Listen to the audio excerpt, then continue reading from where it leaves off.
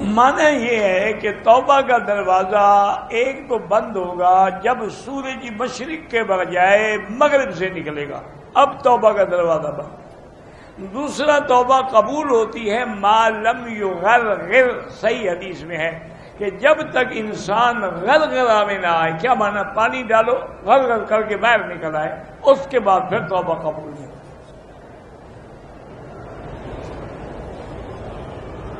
ایک عالم ہو لیکن حق بات نہ کہے تو ایک حدیث میں آتا ہے کہ وہ اس کو شیطان اخر، یہ گنگا شیطان ہے، اور ایک حدیث میں آتا ہے کہ قیامت والے دن اس کو جہنم کی لگام ڈالی جائے گی۔ نماز میں اگر چھینک آ جائے تو الحمدللہ نہ کہیں، کہتے جی کہ میں آپ سے بیعت ہونا چاہتا ہوں۔ میرا بھائی، بیعت وہ کرتے ہیں جو خود بھی کسی سے مجاز ہوں، نہ میں مجاز ہوں، نہ میں پیر ہوں، نہ میں بیعت کرتا ہوں، کوئی اور اللہ والا بندہ ڈھونڈو، میرے اپنے گناہ مجھ سے نہیں اٹھائے جاتے، تیرے بھی میں سر پہ رکھ لوں۔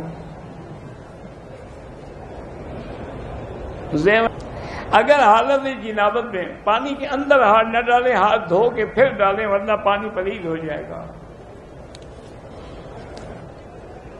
حضرت ابو بکر صدیق نے انگوٹھے نہیں چومے، جس نے بھی کہا ہے جھوٹ بولتا ہے۔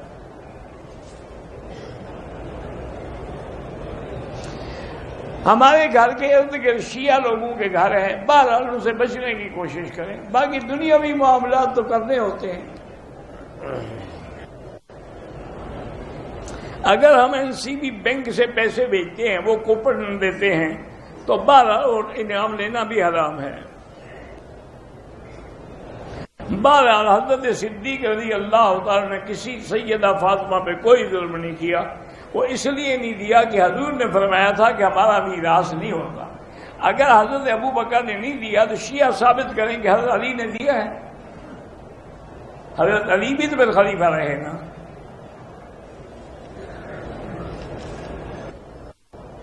پاکستان میں دوسری شادی کو گناہ سمجھتے ہیں، یہ ہندو کی تہذیب کا اثر ہے، اور اسلام میں تو کوئی گناہ نہیں۔ میرا رشتہ دار عالم دین ہے، بہن سے بات نہیں کرتا تو گناہ گار ہے، فوراً بات کرے۔ ایک عورت نے مجھ سے 22,000 لیے کہ شادی کروں گی، اب وہ کہتی ہے صبر کرو، اچھا ہے آپ کو پاگل بنایا، پیسے لے گئی، جان چھوٹی۔ اسی طرح کے 2-4 رشتے ڈھونڈو تو تم انشاءاللہ پھر بھیک مانگو گے۔ طواف میں گندہ نہیں نکالا، کوئی حرج نہیں۔